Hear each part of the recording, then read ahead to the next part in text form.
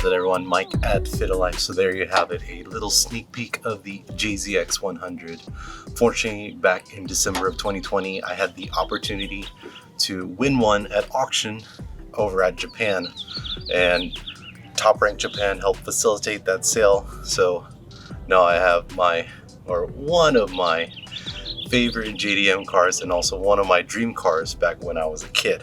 So it's nice to have another drift car added to the Fitted Life garage, and I can't wait to see it next year since it turns the 25 years old, and we'll be able to legally import it into the US. So right now the JZX100 is sitting over at Toprank PDI, and it is scheduled for a repaint.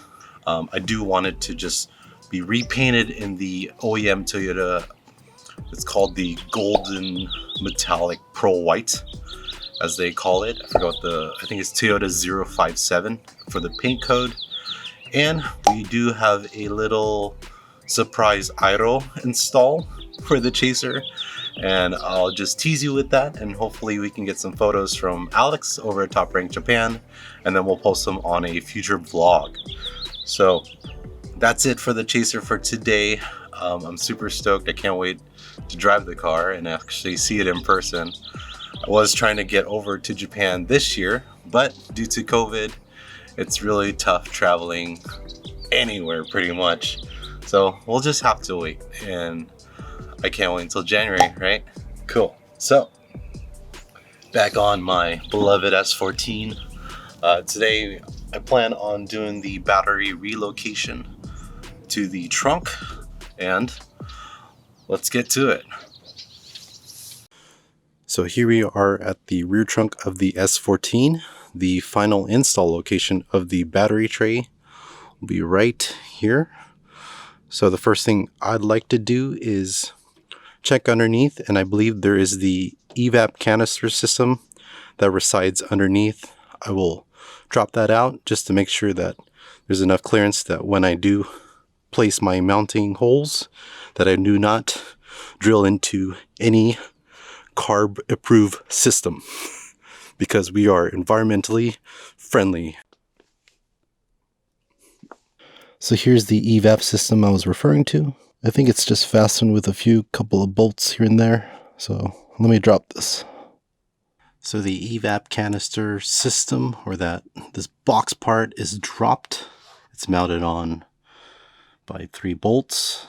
Boom, boom, and boom.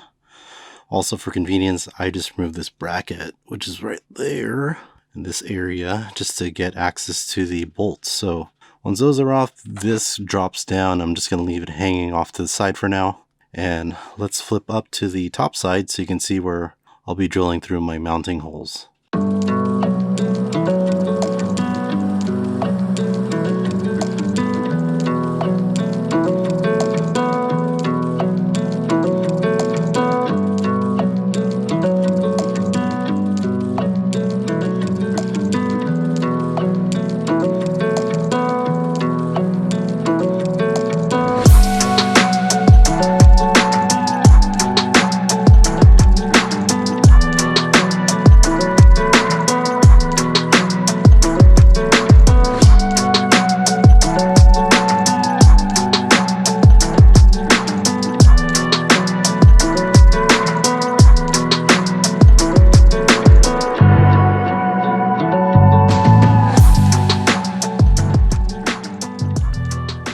Just a little quick tip: if you haven't used this type of circuit breaker before, this is in the normal position. As you can see, I'm using a multimeter and I'm getting continuity between the terminals, and in the event that this circuit breaker trips,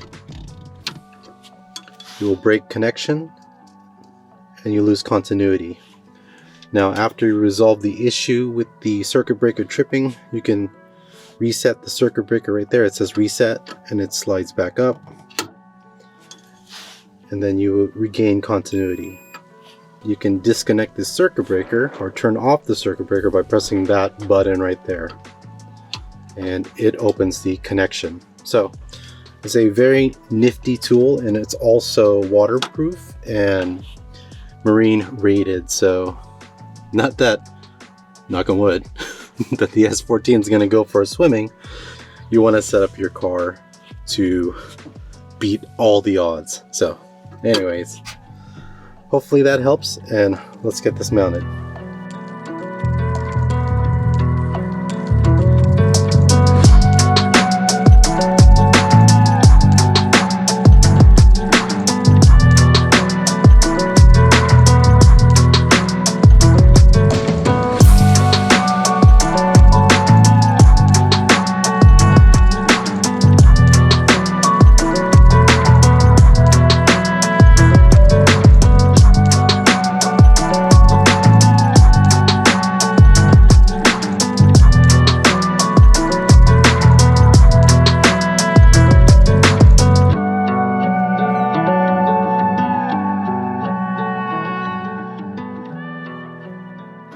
How's it, everyone? Mike at Fitted Life. So yesterday I installed the JEGS battery mount in the rear trunk.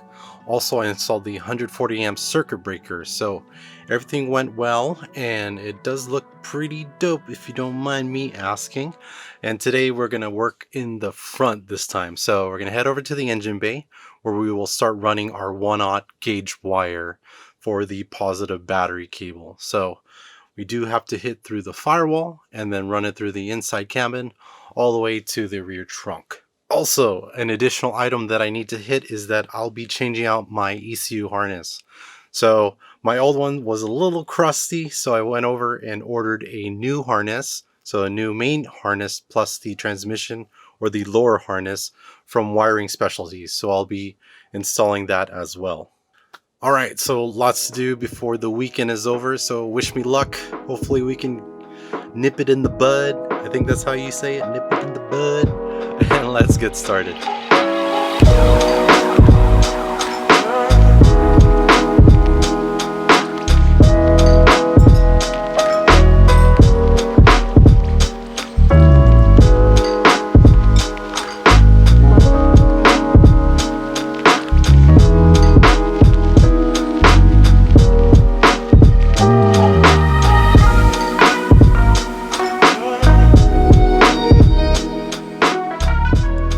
So if you own an S14, and just in case you're running a point where the harness is not coming out, that's probably the reason why. It's that little zip tie mounted on the firewall. It's holding down the main harness pretty firmly, so you could probably pry it out. It's on a stud, mounted on a stud, but if you're okay with it, snip that off the zip tie part and it'll let the harness loose.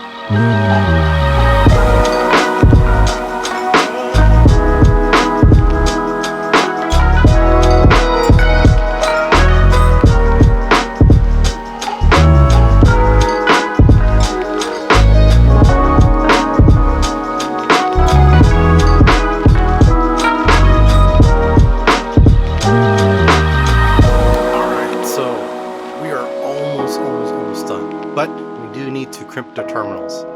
So for crimping terminals, I decided on purchasing the T-Spec brand 3/8 inch ring terminals. They're pretty heavy duty, so you do need to have a big boy crimper, or as I'll show you later on, is the hammer style crimper, which is pretty effective given you have the right tools.